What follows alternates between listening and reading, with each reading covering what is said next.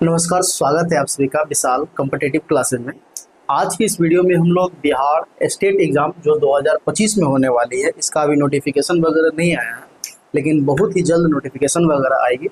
तो आज की इस क्लासेस में ना हम लोग बिहार स्टेट एग्ज़ाम का जो 4/9/2023 को जो एग्ज़ाम हुआ था, इसके क्वेश्चन को देखने वाले हैं। अभी नोटिफिकेशन नहीं आया है, नोटिफिकेशन में अभी टाइम है, तो हम लोग चैप्टर वाइज देखते हैं।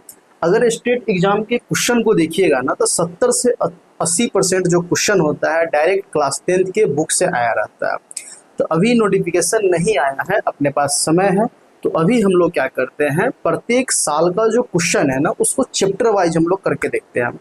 इससे ये फायदा होगा ना कि अगर चैप्टर वाइज हम लोग करते हैं तो जो आपका डाउट पर्सन होगा ना, बातों को अच्छे से समझ पाइएगा। अगर मिक्स करने से बेहतर है, मिक्स कब करते हैं, जब समय का अभाव हो।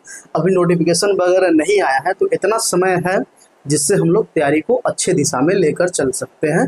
तो आज के इस वीडियो में हम लोग जो ये 2023 में जो पेपर हुआ था और 4/9/2023 को दोनों ही शिफ्ट के क्वेश्चन को करने वाले हैं। 2 शिफ्ट में एग्जाम हुआ था जैसा कि, तो दोनों ही शिफ्ट के क्वेश्चन को करने वाले हैं और ये देखने वाले हैं कि इस वास्तविक संख्या से, ठीक है, इस वास्तविक संख्या से इस स्टेट के एग्जाम में कितने क्वेश्चन आते हैं और किस टाइप का क्वेश्चन आता है, क्वेश्चन का लेवल क्या रहता है।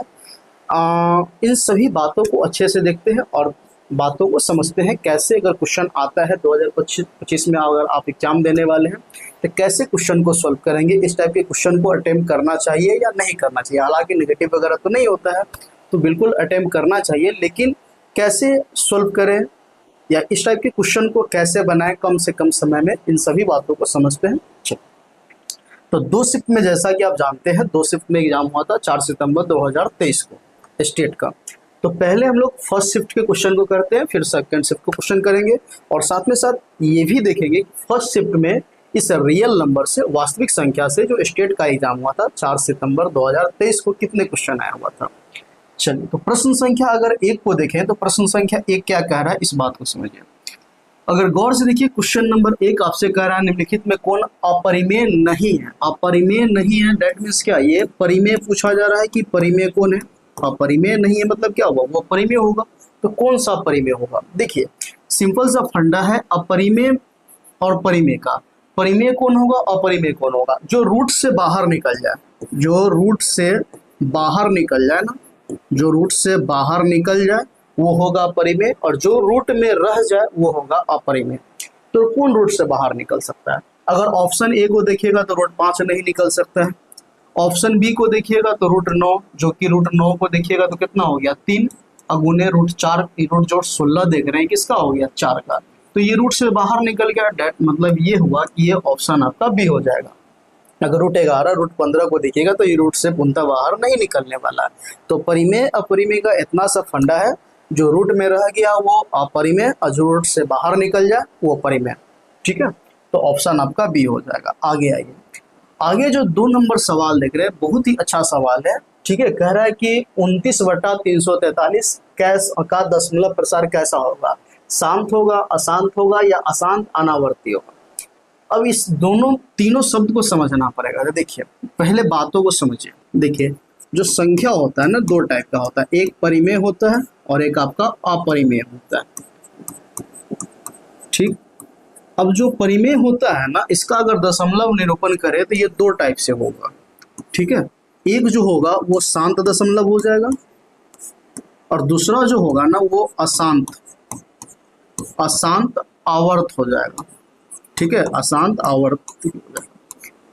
और ये जो अपरिमेय संख्या होता है ना, इसका अगर दशमलव निरूपण अगर करते हैं तो इसका दशमलव निरूपण होता है अशांत अनावर्ती, ठीक है। इसका दशमलव निरूपण करें तो ये होता है अशांत अनावर्ती। और परिमेय संख्या वाला का अगर दशमलव निरूपण करें तो कुछ शांत होता है और कुछ अशांत आवर्ती होता है। और ये जो रहा अशांत अनावर्ती, ये अपरिमेय संख्या का होता है। अगर इसका उदाहरण देखें तो जैसे √2 देख लीजिए, पाई देख लीजिए, इस सब का अगर दशमलव निरूपण निकालते हैं तो वो जो संख्या आएगी वो दशमलव के बाद अनंत तक चलते रहेगा, कोई पुनरावर्तित वगैरह नहीं होगा, रिपीटेशन वगैरह दोहराव नहीं होगा। तो उस टाइप की जो संख्या होगा वो अशांत अनावर्ती होगा। अब ये जो परिमेय संख्या देख रहे हैं, इस परिमेय संख्या में कोई भी संख्या हो, अगर उसका दशमलव निरूपण करें तो या तो वो दशमलव के बाद रुक जाएगा, या नहीं तो दशमलव के बाद कुछ खास अंक के बाद या कुछ अंकों के बाद उसका पुनरावर्तित होने लगेगा। जैसे कि अगर 1/2 को देखते हैं, तो 1/2 को अगर देखें तो ये दशमलव के बाद रुक जाएगा, क्या हो जाएगा 0.1, तो ये हो कहलाएगा शांत। और ये जो अशांत देख रहे हैं, जैसे अगर 1/3 को देखें तो ये दशमलव के बाद क्या होगा, अगर इसको तोड़े ना तो हम लोग क्या लिखेंगे 0.3333 डॉट डॉट चलते रहेगा, तो ये बोलेंगे अशांत आवर्ती। इसका एक और पहचान है कि अगर हर का अभाज्य गुणनखंड 2 के पावर m गुने 5 के पावर n के रूप में हो तो संख्या शांत कहलाएगा। अगर इसका वही इसी क्रम में अगर पहचान देखें तो 2 के पावर m गुने 5 के पावर n के रूप में न हो या इसके रहते हुए भी कोई थर्ड संख्या आ जाए तो अशांत आवर्ती हो जाएगा। अब यहाँ पे जो प्रश्न दिया हुआ है 29/343 का पूछा जा रहा है कि दशमलव प्रसार कैसा होगा, तो जाहिर सी बात है अशांत अनावर्ती तो नहीं होगा। अब या तो शांत होगा या फिर अशांत होगा, क्योंकि ये परिमेय है। 29/43 कैसी संख्या है, तो कहिएगा ये एक परिमेय संख्या है। गौर से देखिए, ये कैसी संख्या है, PYQ के फॉर्मेट में है, तो ये परिमेय संख्या है। तो परिमेय संख्या है तो जाहिर सी बात है या तो वो शांत होगा या नहीं तो अशांत आवर्ती होगा। अब क्या होगा, 343 के अगर अभाज्य गुणनखंड तोड़े तो ये 7 के पावर 3 होता है, मतलब 7 का क्यूब है। तो 7 का क्यूब कहने का मतलब ये हुआ कि ये इस रूप में नहीं है। अगर इस रूप में नहीं है तो जाहिर सी बात है कैसी होगा, अशांत आवर्ती होगा। उम्मीद है इस कॉन्सेप्ट को आप अच्छे से समझे होइएगा, ठीक है। चलिए आगे आइए। आगे जो क्वेश्चन 3 देख रहे हैं, क्या कह रहा है, निम्नलिखित में कौन अभाज्य संख्या। आप अभाज्य संख्या को समझिएगा तो क्या होता है, जिसके मतलब अभाज्य संख्या वैसा संख्या जिसका गुणनखंड 2 हो या 1 और स्वयं से विभाजित हो, ठीक है। अगर इसमें अभाज्य संख्या का बात देखा जाए तो ऑप्शन बहुत सरल क्वेश्चन है, तो 23 इसका अभाज्य हो जाएगा, अभाज्य संख्या हो जाएगा, क्योंकि 15 3 5 का गुणनखंड है, 12 2 3 6 खुद 12 75 बहुत सारे संख्या का गुणनखंड है। तो यहाँ पे जो संख्या होगा ना वो 75 आपका ऑप्शन बी हो जाएगा। आगे आइए, आगे जो संख्या देख रहे हैं 4 नंबर प्रश्न आपसे क्या कह रहा है कि निम्नलिखित में मतलब किस पूर्णांक संख्या p के लिए विषम संख्या का रूप होगा। देखिए, अगर सम विषम अगर पढ़िएगा ना तो उसमें एक नोट पॉइंट आपको पढ़ाया जाता है, सम संख्या और विषम संख्या। सम संख्या का सामान्य रूप क्या होता है, तो सम संख्या का जो सामान्य रूप होता है 2m होता है, जहां m क्या होता है, तो जहां m कोई पूर्णांक होता है। वहीं अगर विषम संख्या की बात देखिएगा तो विषम संख्या का जो सामान्य रूप होता है वो 2m + 1 या फिर 2m - 1 होता है, ठीक है, 2m - 1 दोनों ही होता है। तो ये सम संख्या का सामान्य रूप हुआ, ये जो देख रहे हैं ये विषम संख्या का सामान्य रूप हुआ। अब यहाँ कभी m हो जाएगा, कभी p कर देगा, कभी q कर दे, कुछ भी कर दे, इससे कोई मतलब नहीं है। यहाँ p के जरूरी नहीं कि p दिया हुआ है तो p के हो सकता है कभी m कर दे, कभी r कर दे या s कर दे। तो हमें ये देखना है m है तो m, p है तो p, इस फॉर्मेट में कौन है। तो गौर से देखिएगा तो ये 2p + 1 जो देख रहे हैं ये विषम संख्या का सामान्य रूप हुआ। अगर +1 ना देकर +3 कर दे, +5 कर दे, मतलब ये कहने का मतलब ये हुआ कि ये जो 2m लिखे हैं ना, इसके 2m के बाद अगर सम ऐड करेगा तो वो सम संख्या का रूप होगा, अगर विषम को ऐड करेगा तो विषम संख्या का रूप होगा। अगर यहाँ पे 5 न देकर अगर 7 कर देता तो भी आंसर वही होता, क्योंकि अभी जस्ट बोले हैं कि अगर ये 2m प्लस के बाद अगर सम संख्या को ऐड करें, जैसे 2m + 2 लिख दें, 2m + 2 लिख दें और पूछे कि ये किसका रूप है, तो ये सम का रूप है, क्योंकि प्लस के बाद देखेंगे यहाँ पे या फिर यहाँ पे माइनस भी कर सकता है। तो प्लस के बाद या फिर माइनस के बाद यहाँ प्लस माइनस कुछ भी हो सकता है। तो यहाँ पे देखेंगे अगर सम लिखा हुआ है तो सम संख्या का रूप होगा, विषम लिखा हुआ है तो विषम संख्या का रूप होगा, अकॉर्डिंग टू क्वेश्चन। फिलहाल अगर देखें ये इस सवाल में देखें तो विषम का पूछ रहा है, तो विषम का ऑप्शन आपका ए हो जाएगा। यहाँ पे तो 1 है उसके अकॉर्डिंग। चलिए आगे देखिएगा 5 नंबर आपसे क्या कह रहा है कि निम्नलिखित में कौन परिमेय संख्या है। फिर वही बात, परिमेय कहने का मतलब जो रूट से बाहर हो, निकल जाए, रूट में न रहे। इसको देखिएगा तो ये कभी रूट से बाहर नहीं निकल सकता है, रूट 3 ये बिल्कुल नहीं निकल सकता। ये देखिए रूट 3 से रूट 3 कट गया, मतलब 2 आ गया, और 2 कैसी संख्या है, तो एक परिमेय संख्या है, ऑप्शन आपका सी हो जाएगा। आगे आइए, आगे देखिए क्या कह रहा है कि रूट 5 एक कैसी संख्या है। तो भैया रूट के अंदर कोई भी संख्या रहे वो कहलाएगा परिमेय, ठीक है। तो ये सॉरी अपरिमेय, तो यहाँ जो ऑप्शन है ना, यहाँ ऑप्शन आपका बी हो जाएगा अपरिमेय। रूट के अंदर है तो अपरिमेय, रूट से बाहर निकल जाता तो परिमेय। फिर यहाँ भी देखिएगा, मतलब परिमेय अपरिमेय का जो सवाल है ना, 4 सितंबर को ये एग्जाम हुआ है 2023, इसको बहुत सारा फर्स्ट शिफ्ट में परिमेय अपरिमेय से सवाल पूछा हुआ है, ठीक है, और भी बेहद सरल सरल सवाल पूछा हुआ है। प्रश्न संख्या 7 कह रहा है कि ये जो संख्या है ना, एक मतलब एक संख्या है, कैसी संख्या है, तो जाहिर सी बात है रूट लगा हुआ है तो ये कैसी संख्या होगी, अपरिमेय होगा, आगे देखने की कोई आवश्यकता ही नहीं है। चलिए आगे देखिए 8 नंबर। 8 क्या कह रहा है सवाल कि a बराबर b into Q plus R में, मतलब भाज्य बराबर भाजक गुणे प्लस शेष, मतलब भाज्य बराबर भाजक गुणे भागफल प्लस शेषफल में। अब एक बात समझिए, a बराबर जो b into Q plus R होता है ना, इसका जो मस होगा, इतना का जो मस होता है, मस ये होता है, मतलब मस जो होगा वो b होता है, ठीक है। तो यहाँ ये नहीं पूछा जा रहा कि मौसा क्या होगा। अब इतना का मौसा ए बी लिखा हुआ है, इतना का जो मौसा है ना ये ए बी, ठीक है, मतलब ए बी कोई संख्या होगा उसका जो हम मौसा निकालेंगे यूक्लिड विभाजन एल्गोरिथम से, तो इसी कॉन्सेप्ट से निकालते हैं, इसको बोलते हैं भाग एल्गोरिथम या यूक्लिड एल्गोरिथम, इसी को बोलते हैं। ए बराबर B into Q plus R का मौसा ए बी है। होता क्या है ना, जब मौसा निकालने के क्रम में अगर शेषफल 0 नहीं आता है तो हम उसका फिर आगे का प्रोसेस करते हैं, मतलब भाग प्रोसेस चलता है। जब ये शेषफल 0 नहीं आता है, मतलब r का वैल्यू 0 नहीं आता है, उस स्थिति में हम क्या करते हैं, फिर भाजक में शेषफल से भाग देते हैं, ठीक है। तो फिर हो जाता है b बराबर r, मतलब यहाँ पे जो संख्या होता है ना, अगर उदाहरण के तौर पे हम आपको एक एग्जाम्पल देते हैं, जैसे 2 और 6 का अगर मौसा निकालें,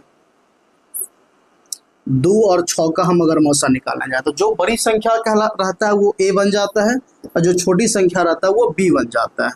तो अगर हम 2 और 6 में, यहाँ पे तो 6 ना लेकर हम 7 लेते हैं, तब आप बात को अच्छे से, या 9 लेते हैं, तो यहाँ पे 9 हो गया a का वैल्यू, क्योंकि बड़ी संख्या है तो a के जगह पे हो गया 9, ठीक है। तो 9 बराबर 2, अब 2 में कितना से भाग देंगे, तो कहिएगा 4 से भाग देंगे। ये प्रोसेस कुछ इस प्रकार चलता है, देखिए 9 में 2 से भाग देंगे, कई बार लगेगा, 4 बार में लगेगा, 4 दूना 8, घट कर आ गया 1।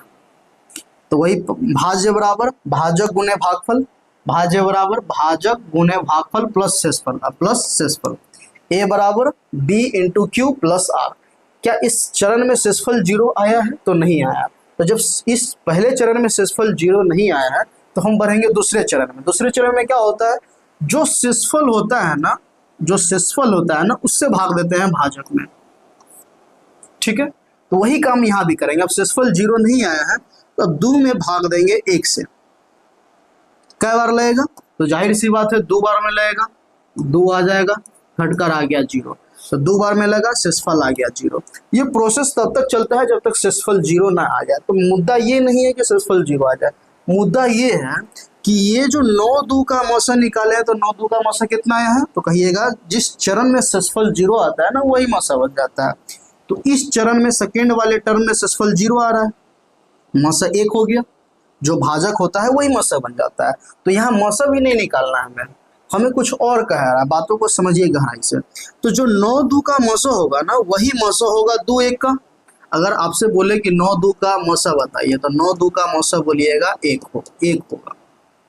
अगर आपसे पूछे कि बताइए 2-1 का मौसा क्या होगा, तो 2-1 का मौसा भी आप कहिएगा 2-1 का मौसा भी क्या होगा, तो 1 ही होगा। अगर गौर से देखा जाए, इस टर्म को हटा दे तो 2-1 का मौसा अगर देखा जाए 2-1 का मौसा भी 1 होगा। तो कहने का मतलब ये हुआ कि जो मौसा 9-2 का होगा वही मौसा 2-1 का होगा। तो अब इसमें आ जाइए, जो मौसा ए बी का होगा वही मौसा बी आर का भी होगा, क्योंकि ये 2-1 कहीं और से नहीं आएगा, ये 2 और ये 1, ठीक है। तो अब जो क्वेश्चन आपसे कहा जा रहा है कि ये a बराबर b into Q plus R का मौसा ए बी जो होगा वही होगा, मतलब कहने का मतलब ये हुआ कि जो ए बी का जो मौसा होगा, ए बी का जो मौसा होगा ये बराबर होगा किसके, b और r के मौसा के, b, r का मौसा, ठीक है। अब ऑप्शन में देख लीजिए, तो ए बी का जो मौसा है, ए बी का मौसा ये किसके बराबर होगा, तो बी और आर, तो बी आर में अगर ऑप्शन आ रहा है बी में, तो इसके मौसा के बराबर हो जाएगा। ठीक है, चलिए आइए आगे जो देख रहे हैं 9 नंबर सवाल, बेहद सरल सा सवाल है। ये सब सवाल बराबर 10 मार्क के एग्जाम में पूछा जाता है। पूछा जा रहा है प्रश्न कि 5, 15, 20 के मौसा और लसा का अनुपात आपसे पूछ रहा है, लसा और मौसा का। तो अगर 5, 15 और 20 का हम अगर मौसा निकालते हैं तो 5 का अभाज्य गुणनखंड हो जाएगा 1 गुने 5, 15 का हो जाएगा 3 गुने 5 और 20 का हो जाएगा 4 गुने 5। अगर गौर से देखा जाए तब मौसा आपको कितना आया, तो कहिएगा मौसा आ रहा है 5, जो सब में कॉमन हो हाईएस्ट। और अगर इसी का लसा निकालिएगा तो लसा हो जाएगा 60, क्योंकि देखिए ना 5 सब में है तो 5 आ गया और 5 का हाईएस्ट पावर 1 है तो 5 हो गया, और 3 गुने 4, 3 गुने 4 तो 4 तिया 12 पंचे 60 हो गया।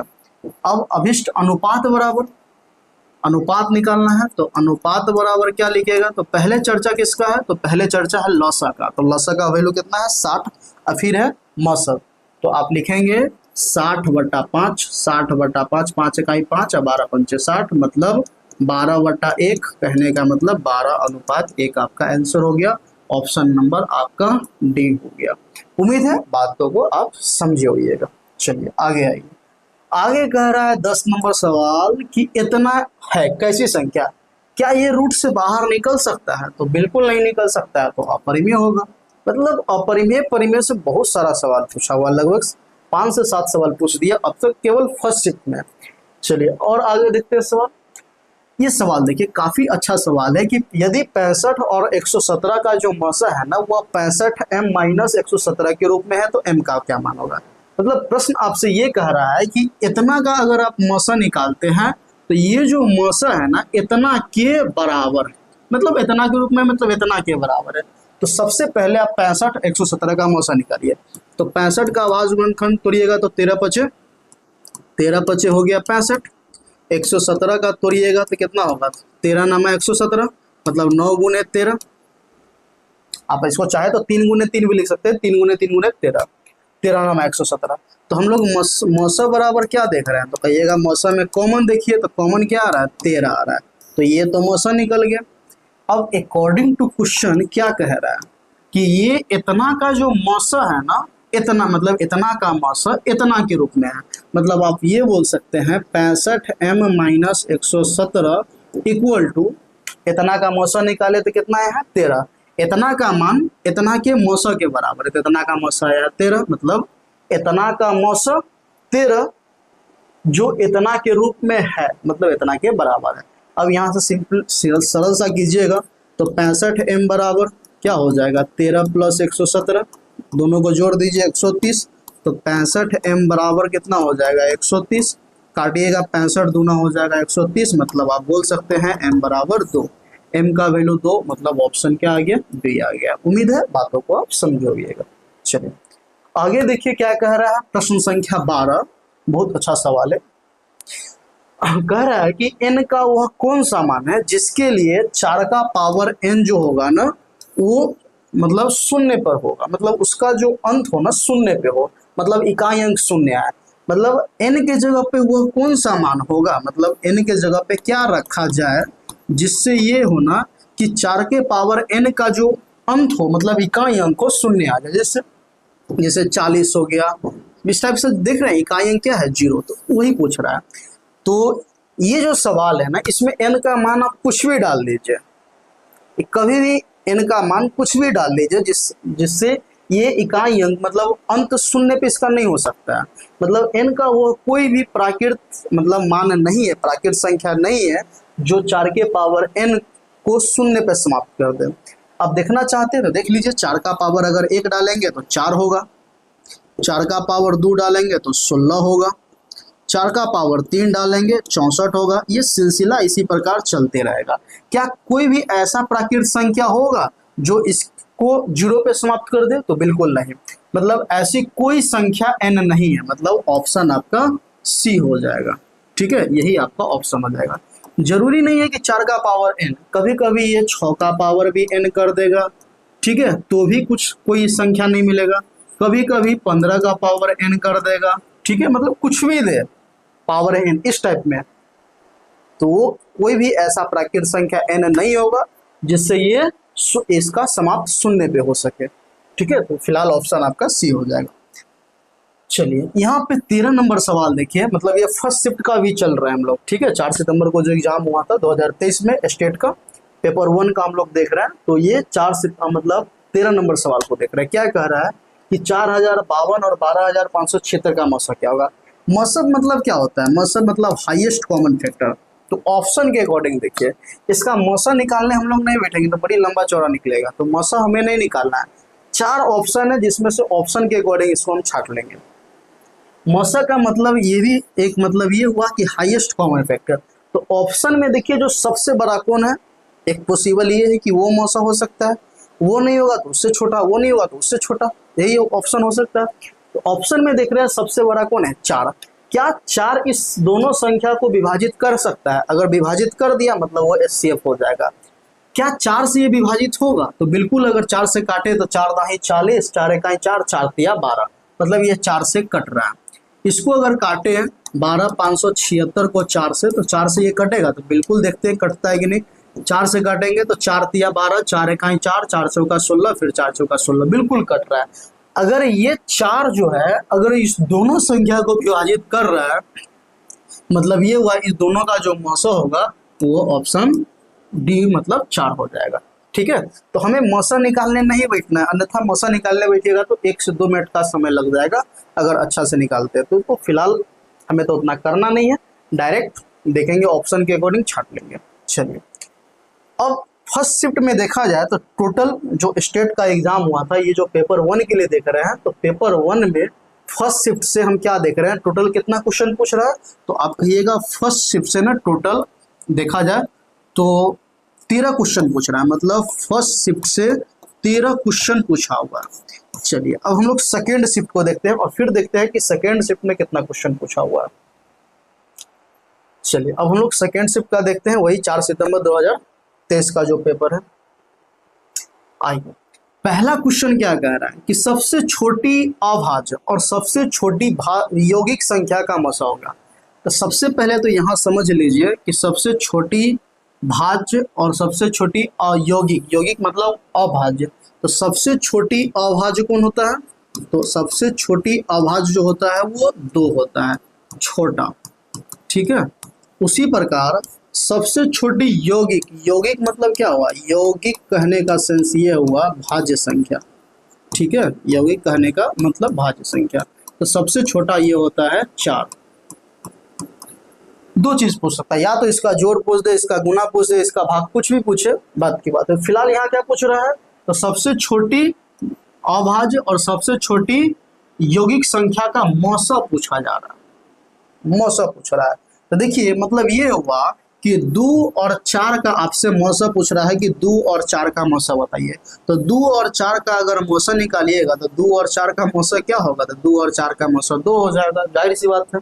ठीक है, ऑप्शन देखिए कोई है तो बिल्कुल ऑप्शन, अगर सी देखिएगा तो ऑप्शन सी इसका आंसर हो जाएगा। ठीक, सबसे छोटी अभाज्य संख्या 2 होता है, सबसे छोटी मतलब भाज्य संख्या या यौगिक संख्या 4 होता है, 4 2 का मौसा निकालिएगा 2 आएगा, ऑप्शन आपका सी हो गया।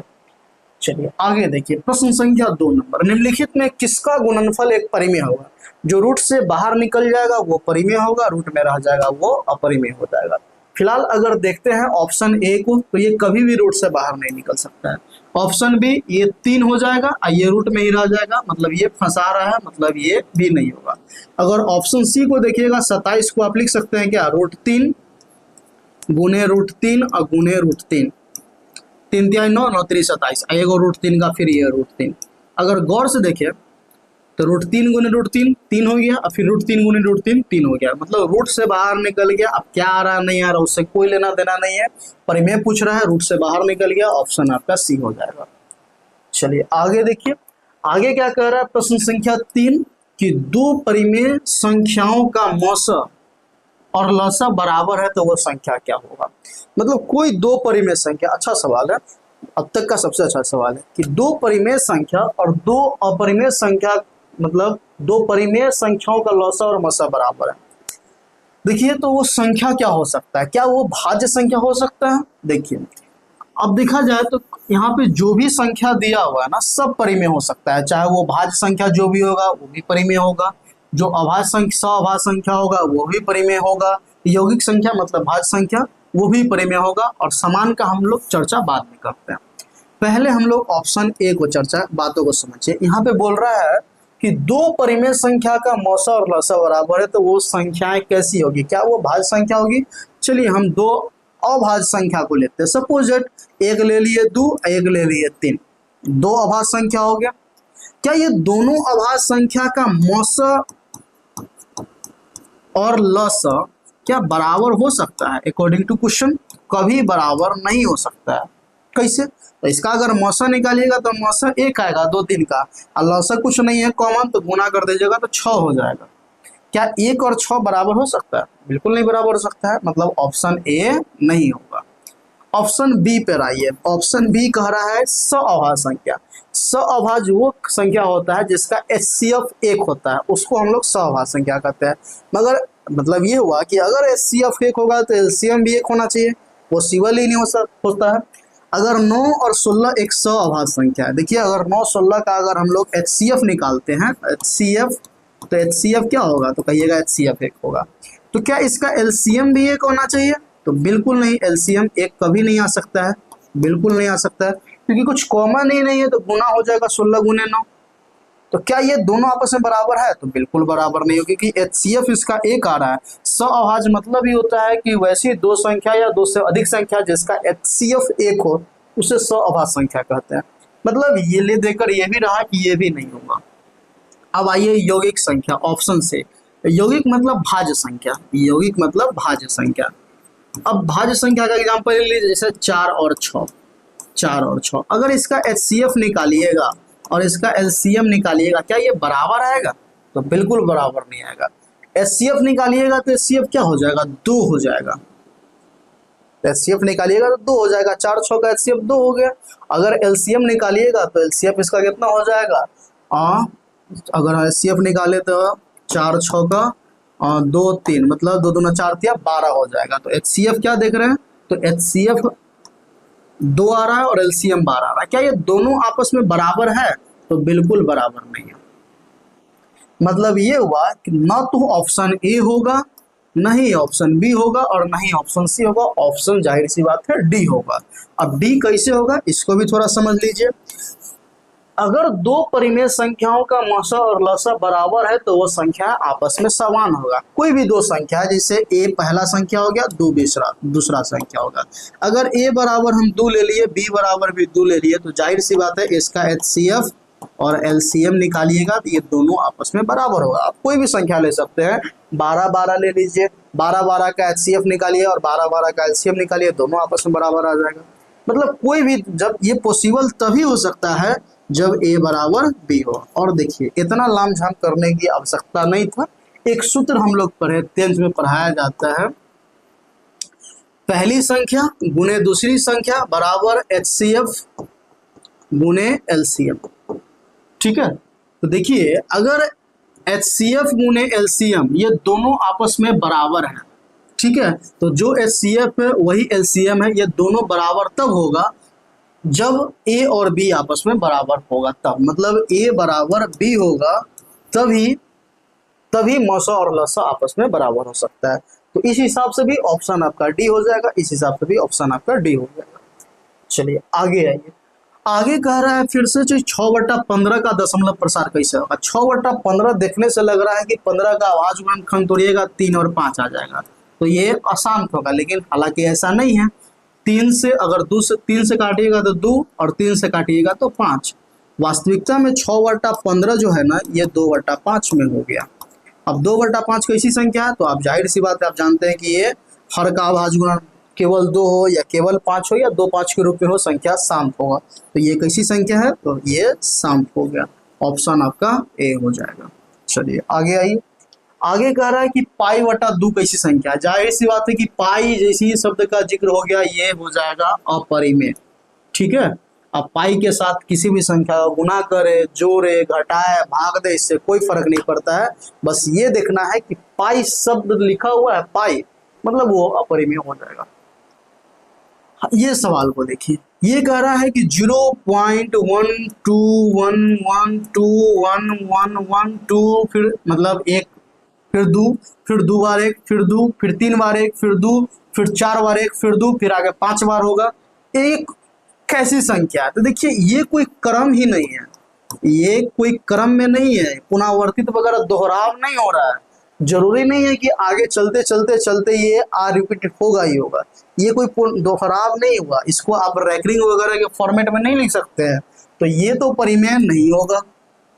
ये कैसा होगा? अपरिमेय होगा, अवास्तविक नहीं होगा। अवास्तविक कहने का मतलब रूट के अंदर ऋणात्मक आ जाता है, जैसे रूट अंडर 2 आ गया, उसको बोलेंगे अवास्तविक। तो ये तो ऐसा नहीं है, मतलब ये कैसी संख्या है? तो ये एक अपरिमेय संख्या है, इसीलिए ऑप्शन आपका बी हो जाएगा। चलिए आगे आइए।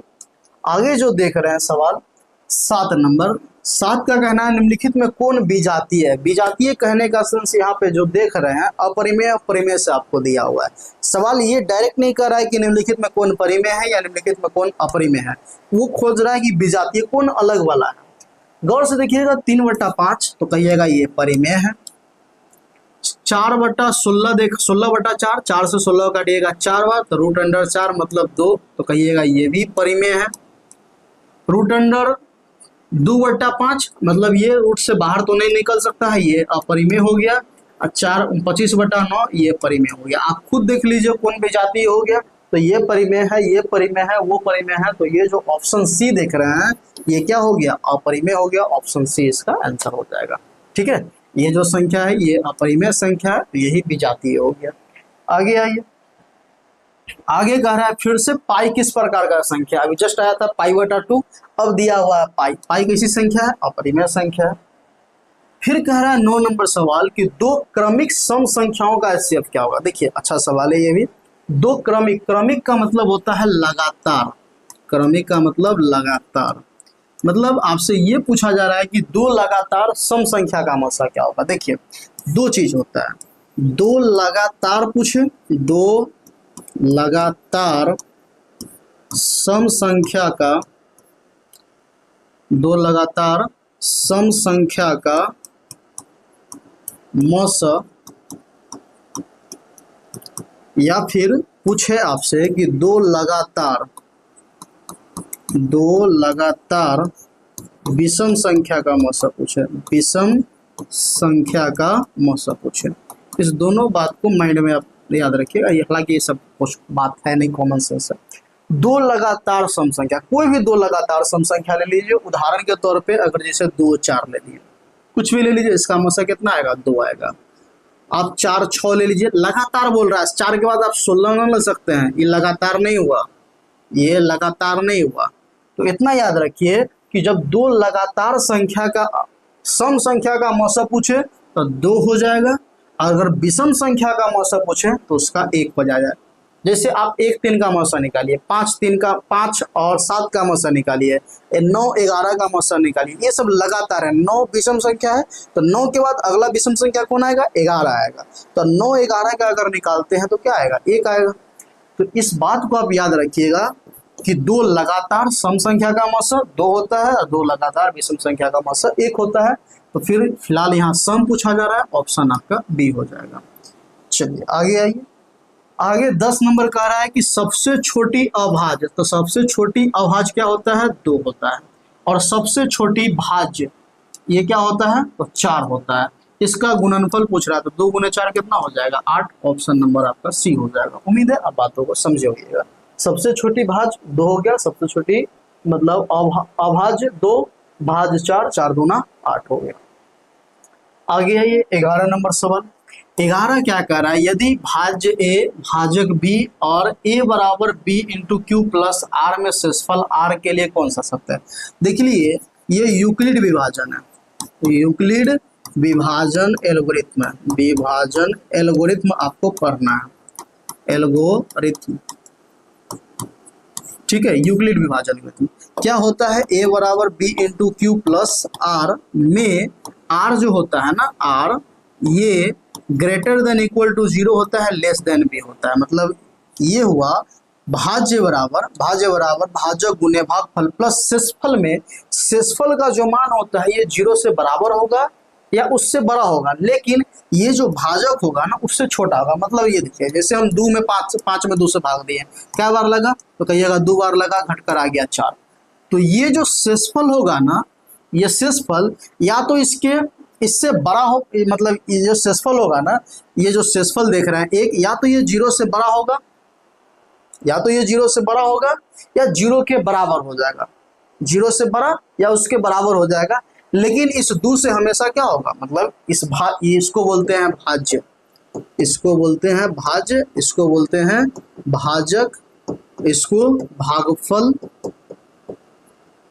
भागफल, इसको बोलते हैं शेषफल। तो शेषफल का जो मान होगा ना, या तो वो 0 आएगा या फिर 0 से बड़ा होगा, लेकिन भाजक से हमेशा क्या होगा, छोटा होगा। तो यहाँ पे जो b है ना, भाजक है, अगर देखिएगा तो यहाँ पे b क्या है, भाजक है। ये बराबर b into Q plus R दिया हुआ। अगर ये न भी दिया रहता, सीधे शेषफल पूछता शेषफल r के लिए, तब भी हम यही अप्लाई करते हैं, इस बात को ध्यान रखिएगा। तो देखिए कोई मिल रहा है तो बिल्कुल ऑप्शन सी को देखिएगा, तो r greater than equal to 0 less than b, ठीक है, यही आपका ऑप्शन हो गया। चलिए आगे आइए, आगे प्रश्न संख्या 12 देखिए क्या कह रहा है। प्रश्न 12 का कहना है कि 2 के पावर 3 गुने 3 का स्क्वायर गुने 5 का स्क्वायर का दशमलव प्रसार कौन होगा। ठीक है, हम क्या करते हैं, इसको पहले तोड़ते हैं। 2 का पावर 3, देखिए 2 का पावर 3 अब बट्टा है 3 का स्क्वायर गुने 5 का स्क्वायर। ये नहीं पूछ रहा है शांत शांत, ये इसका वैल्यू पूछ रहा है। 2 का पावर 3 कहने का मतलब ये 8 हुआ, 3 का स्क्वायर हो गया 9, और गुने ये कितना हो गया आपका 5 का स्क्वायर 25। हम क्या करते हैं, इसको गुना करने से बेहतर है, मतलब 25 में 9 से गुना कीजिएगा तो ये ज़्यादा हो जाएगा, उससे मतलब 225 मतलब 225 होगा। तो 225 से 8 में भाग देने से बेहतर है अगर हम इसमें 4 से गुना कर दे, तो 25 चौका 100 हो जाएगा। ठीक है, तो अगर 4 से हम गुना करते हैं तो यहाँ भी 4 से गुना कर देंगे, इससे कोई फर्क नहीं पड़ेगा। तो 8 चौक हो गया 32, इधर हो गया 9 और गुने 100। हम क्या करते हैं, 9 से 32 में भाग दे देते हैं। जितना भागफल आएगा ना 2 अंक बाद दशमलव बैठा देंगे क्योंकि बटा में 100 है। तो अगर आप 9 में 32 से भाग दीजिएगा, सवाल में कुछ कह रहा है इसीलिए हम भाग दे रहे हैं, अन्यथा ही भाग देने की आवश्यकता नहीं था। 9 से 32 भाग दीजिएगा तो क्या बढ़ते लगेगा, तो 9 3 27। ठीक है, घट कर कितना आ गया, तो 32 में 27 जाएगा तो कहिएगा 5 आ गया। दशमलव देंगे, एक 0 उतर जाएगा, 9 बचे 45, घट कर कितना आ गया 5 आ गया। फिर से दशमलव दिया हुआ है 0, फिर से ये पुनरावर्ती हो लगा, मतलब ये दोहराव होने लगा। तो आप क्या देख रहे हैं, ये कितना आ रहा है, मतलब आगे ये प्रोसेस कीजिएगा ना तो 3.5 5 5 5 5 ये सिलसिला इसी प्रकार चलते रहेगा, क्योंकि दोहराव होगा। आप ये अनंत तक चलते चलेगा, एक दोहराव होने लगा। मतलब ये हुआ, आप इसको 3.55 मतलब अगर भाग दे रहे हैं तो क्या देख रहे हैं, 3.5 5 5 5 5 डॉट डॉट डॉट। अब बट्टा, ये तो भाग दे दिए लेकिन ये 100 तो है ना, तो बट्टा में 100 हो गया। 2 अंक बाद दशमलव और आ जाएगा, दशमलव यहाँ है तो आगे बढ़ जाएगा, तो ये लिखा जाएगा 2 गो 0 है तो मतलब एक ही अंक है, दशमलव एक ही अंक के बाद है तो ये लिखा जाएगा 0.03। मतलब देखिए एक अंक था लेकिन एक और अंक ला दिए 0, फिर 5 5 5 5 5, ये सिलसिला चलता रहेगा। क्या कोई ऑप्शन है, तो कहिएगा ऑप्शन में तो 3 5 का तो कोई जिक्र नहीं, केवल 4 है। अब सुनिए, अब ये जब 0.3455 है तो ऑप्शन में ऐसा कोई ऑप्शन नहीं है, तो इस 3 को ना हम एक बढ़ा देंगे, मतलब 5 5 5 चल ही रहा है तो इसको एक अंक बढ़ा देंगे तो 0.04 इसके जगह पे इतना के बराबर कर देंगे। अब देखिए कोई ऑप्शन है, तो बिल्कुल ऑप्शन बी में देखिएगा तो यहाँ पे आपको ऑप्शन बी नजर आ रहा होगा। ठीक है, ये इसके लगभग हो गया। ठीक है, चलिए तो ये अब आपका ये 13 नंबर सवाल है। कह रहा है कि 5.233 5.233 डॉट डॉट डॉट। देखिए दशमलव के बाद कुछ अंकों के बाद इस संख्या का दोहराव एक निश्चित क्रम में होने लगा। देख रहे हैं 3 3 3 3 3 3 3, मतलब आप इसको ऐसे लिख सकते हैं 5.23 के ऊपर रैकरिंग। और रैकरिंग वाला जो भी संख्या होता है ना, सबका सब कैसा संख्या होता है, तो सब परिमेय संख्या होता है। ठीक है, तो ऑप्शन क्या हो जाएगा, ऑप्शन जाहिर सी बात है परिमेय संख्या हो जाएगा। चलिए तो लगभग ये समाप्त हुआ।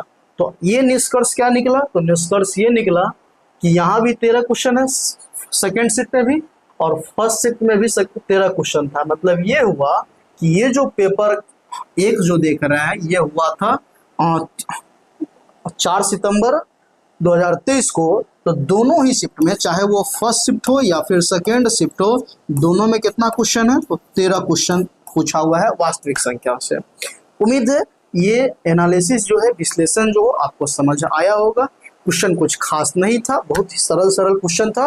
13 क्वेश्चन को सुलझाने में 2 से 3 मिनट का समय बहुत हो गया, इससे ज़्यादा समय मेरे ख्याल से नहीं लगेगा। ठीक है, उम्मीद है बातों को अच्छे से समझ आया होगा। अब आप नेक्स्ट किस टॉपिक पे चाहते हैं, ये सिलसिला इसी प्रकार हम लाते रहेंगे। फिर अब वास्तविक संख्या का देखे हैं, फिर बहुपद का देखेंगे, मतलब जो भी चैप्टर है क्लास 10 से रिलेट करके दिया हुआ उसको भी देखेंगे। साथ ही साथ बीपीएससी और टीजीटी के लिए भी क्वेश्चन का हम लोग एनालिसिस बहुत जल्द करने वाले हैं। ठीक है, तो उन सभी के साथ वीडियो को साझा कीजिए जो आपके साथ इस बार स्टेट का एग्जाम देने वाला है। ठीक है, धन्यवाद।